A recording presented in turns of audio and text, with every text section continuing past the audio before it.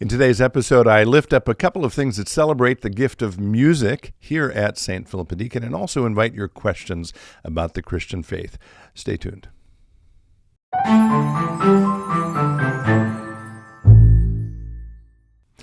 Hello, friends. Pastor Tim Westermeyer here, Senior Pastor of St. Philip Deacon in the western suburbs of Minneapolis. Good to be with you as always. I have a few things on my mind today, two of them related to music here at St. Philip Deacon, and the third of them related to some questions you might have. So beginning with the most sort of timely. Unusually, we're actually going to get this episode out on a Tuesday. It'll be Tuesday, August 6th, I believe. And we're doing that so that we can get it out before Wednesday, August 7th, which is when our new organist, Celina Kobetitsch, will be offering a free recital at 12:15 in the sanctuary of St. Philip Deacon. That will be the concluding recital in our SPD Summer Organ concert series, and we're delighted that she's going to be able to offer that recital.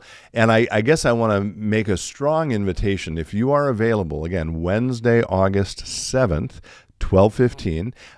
Please join us in person if you can. Not only because if you come, you will hear some amazing organ music from a very talented young organist who we're delighted to have on our staff now. This past weekend was her first weekend with us, but also because by coming, you will be helping to support her and surround her with the kind of love that this church and community is known for. So again, please join us then. It'll be a concert. I just actually chatted with her before taping this, filled with a variety of different kinds of music, from Bach to Maurice Duruflé, as well as some of her own arrangements and her own compositions. So again, I'll repeat it one more time, Wednesday, August 7th, 12:15. It will be available by live stream as well, so if you can't be here in person, please join us that way. But I really hope we'll have a wonderful turnout for this final concert of this series. And by the way, we'll link to another episode I did that includes some music by her. We'll also include her YouTube channel in the description below so that you can find plenty of ways to listen to Celina if you want to do that. So that's the first thing. Second thing, again, related to music, if you are connected to St. Philip Deacon, you may have received this in the mail. I hope you did in the last week, announcing the 2024-2025 Herald Music Series, which is the community music series that we offer here at St. Philip Deacon. It begins in the middle of September, Sunday, October 13th at 3 in the afternoon. And I'll just draw your attention to this. I'm not going to go through the whole lineup, but you can find more about that at heraldmusic.com. And I always want to be cautious about this. This is not a place to invite contributions as a general rule, but that series is a really important way that we celebrate the gift of music here. If you're interested in supporting it financially, you can see more about how to do that at the website.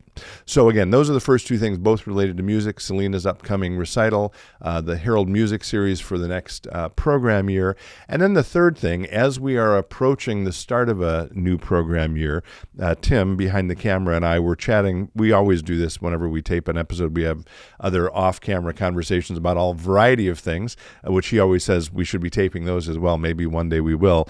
But one of the things that came up in our conversation last week was talking about some of the ways that culturally people get Christianity wrong, that they have a misunderstanding about Christianity. And just one example of that I'll lift up here very briefly is that line that most people think they know: money is the root of all evil, which people assume comes from the Bible. I'm actually not going to explain how that's wrong in this episode. We'll leave it as a teaser for another one. But that is, in fact, a incorrect translation of that Bible verse, and it has some really important repercussions on how we think about money, how we think about evil, how we think about Christianity. So the invitation to you, as we begin a new program year, and as I'm sort of thinking about episodes that will launch that program year, is: are there questions you have about Christianity or things you've heard about Christianity that strike you as maybe questionable, or that you think, well, that cannot possibly be right, because I can almost guarantee that the cultural assumptions about Christianity, the cultural myths about Christianity, which many of us who are Christian actually take as, I'll use the word gospel truth, are not only wrong frequently, but are very often the opposite of what Christianity actually teaches. So I'm just sort of sitting with that.